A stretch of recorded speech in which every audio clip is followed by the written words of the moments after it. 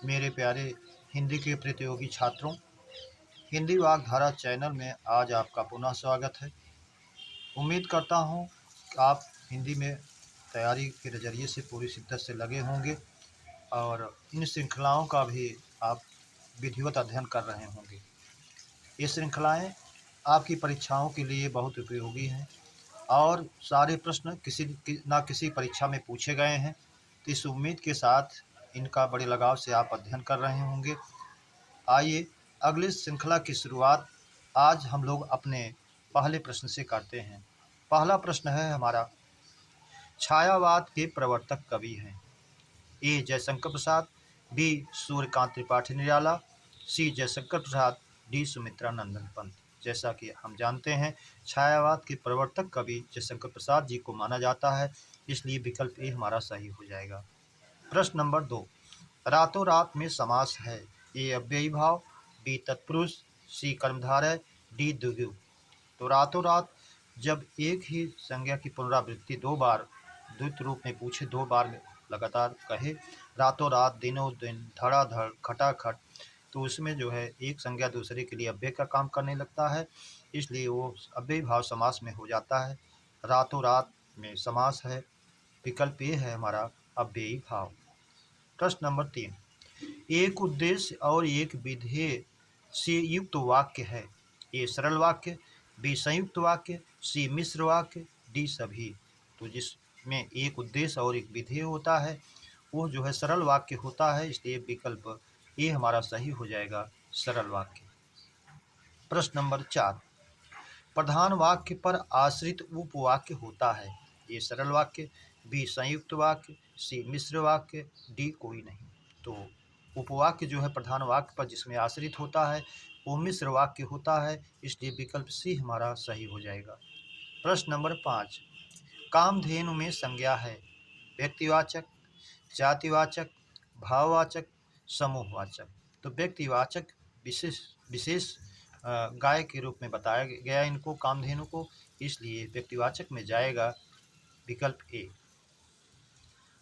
प्रश्न नंबर 6, दौड़ में संज्ञा है?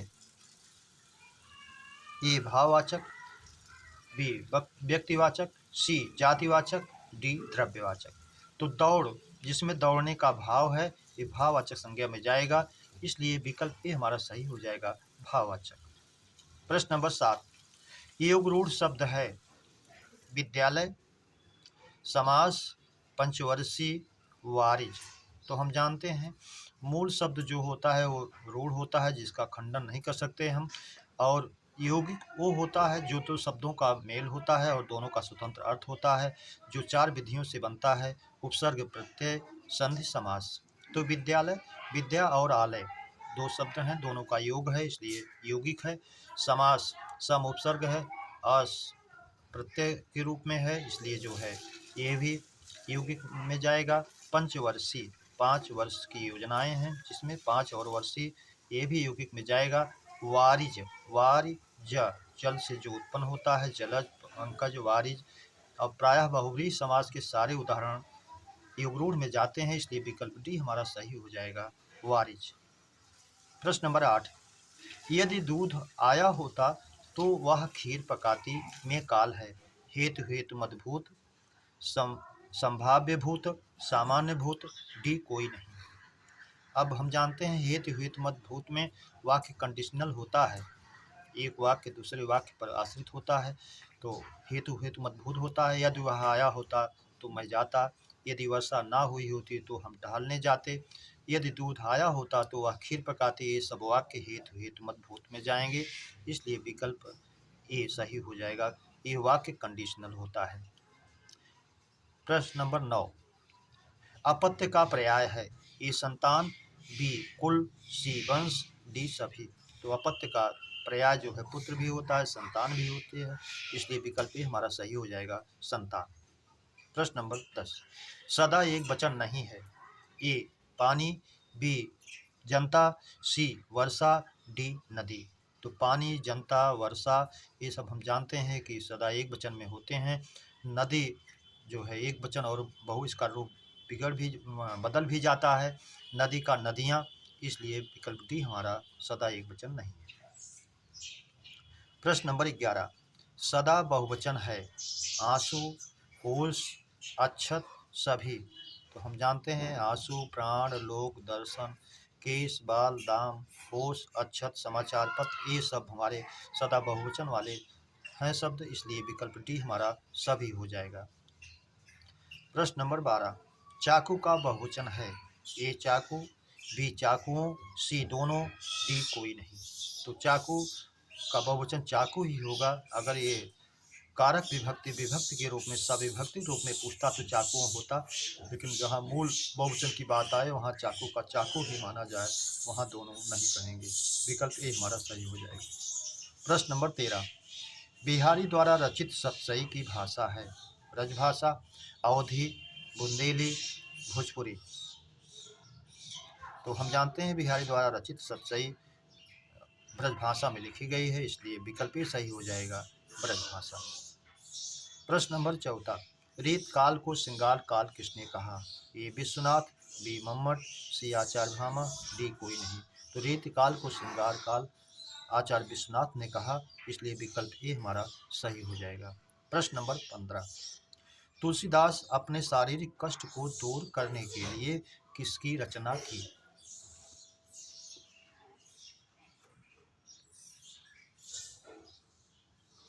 नंबर ए विकल्प ए हनुमान बाहु, विकल्प बी गीतावली, विकल्प सी दोहावली, विकल्प डी कवितावली। तो तुलसीदास ने अपने शारीरिक कष्ट को दूर करने के लिए हनुमान बाहु की रचना की थी, इसलिए विकल्प ए हमारा सही हो जाएगा। प्रश्न नंबर 16, रसखान का वास्तविक नाम था। ए सैयद इब्राहिम, बी सैयद, सी दोनों, डी कोई नहीं। तो रसखान का वास्तविक नाम सैयद इब्राहिम था, इसलिए विकल्प ए सही हो जाएगा, सैयद इब्राहिम। प्रश्न नंबर 17, धड़ाधड़ में समास है। तत्पुरुष, द्वंद्व, कर्मधारय, डी अव्ययी भाव। तो आप जानते हैं जहाँ एक शब्द दो बार कहा जाए, धड़ाधड़, खटाखट, रातों रात, तो इसमें अव्ययी भाव होता है, इसलिए विकल्प डी हमारा सही हो जाएगा, अव्ययी भाव। प्रश्न नंबर 18, तद्भव शब्दों का मूल शब्द है। ए तत्सम, बी रूढ़, सी योगिक, डी योगरूढ़। तो तद्भव शब्द जब अपने मूल रूप में थे तो तत्सम रूप में थे, इसलिए विकल्प ए सही हो जाएगा, तत्सम।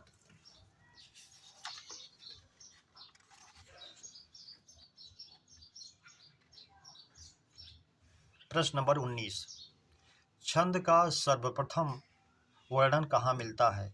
ए ऋग्वेद, बी सामवेद, सी यजुर्वेद, डी अथर्ववेद। तो हम जानते हैं छंदों का प्रथम वर्णन जो है, सर्वप्रथम वर्णन ऋग्वेद में मिलता है, इसलिए विकल्प ए हमारा सही हो जाएगा, ऋग्वेद। 20, प्रश्न नंबर 20, समुद्रगुप्त भारत का नेपोलियन था। रेखांकित में संज्ञा है नेपोलियन। अब समुद्रगुप्त को भारत का नेपोलियन कहा गया। जब कोई अपना नाम बदल करके दूसरे नाम पर आरोपित होता है तो वहाँ पर जो है जातिवाचक संज्ञा हो जाती है, इसलिए व्यक्तिवाचक, जातिवाचक, भाववाचक, समूहवाचक। तो अपना नाम रूप परिवर्तन के दूसरे पर आरोपित नाम होता है तो जातिवाचक में जाता है, इसलिए विकल्प भी हमारा सही हो जाएगा, जातिवाचक। प्रश्न नंबर 21, महात्मा गांधी आज के कृष्ण थे। रेखांकित में संज्ञा है। वही नियम यहाँ भी लागू होता है कि जब वो अपना नाम बदल कर, रूप बदल कर दूसरे पर आरोपित हो तो जातिवाचक संज्ञा में जाता है, इसलिए यहाँ भी जातिवाचक संज्ञा ये में जाएगा। भाववाचक, समूहवाचक, द्रव्यवाचक से कोई मतलब नहीं। प्रश्न नंबर 22, उसका सारा सौंदर्य उसकी डाट डाट में है, रिक्त स्थान पूरित करें। ये सब परीक्षाओं के पूछे हुए प्रश्न हैं। तो उसका सारा सौंदर्य उसकी डाट डाट में है, रिक्त स्थान भरना है। ए हंसी, बी बालों, सी आँखों, डी मुखमंडल। तो उसका सारा सौंदर्य उसकी हंसी में है, विकल्प ए सही माना जाता है और आयोग में माना भी गया। प्रश्न नंबर 23, मेरा काम है पढ़ना और आपका काम है लिखना, कैसा वाक्य है। संयुक्त वाक्य, बी सरल वाक्य, सी मिश्र वाक्य, डी कोई नहीं। दो प्रधान वाक्य कंजक्शन और से जुड़ा हुआ है और आप जानते हैं जो प्रधान वाक्य, दो प्रधान वाक्य यदि और एवं तथा या अथवा इसलिए अतः फिर भी तो नहीं तो किंतु परंतु लेकिन पर से जुड़े हों तो वो जो है संयुक्त वाक्य में जाते हैं, इसलिए विकल्प ए हमारा सही हो जाएगा। प्रश्न नंबर 24, आपके सब राह देख रहे हैं में सर्वनाम है। मध्यम पुरुष, बी प्रथम पुरुष, सी उत्तम पुरुष, डी कोई नहीं। तो हम जानते हैं मध्यम पुरुष में तू, तुम और आप आते हैं सर्वनाम, इसलिए विकल्प ए सही हो जाएगा, मध्यम पुरुष। प्रश्न नंबर 25, तुलसीदास जी ने अपने शरीर के कष्ट निवारणार्थ ब्रज भाषा में कौन सा ग्रंथ लिखा? ए हनुमान बाहुक, बी गीतावली, सी कृष्ण गीतावली, डी दोहावली। तो इन्होंने हनुमान बाहुक को ब्रज भाषा में अपने कष्ट को के निवारण के लिए लिखा था, इसलिए विकल्प ए सही हो जाएगा, हनुमान बाहुक।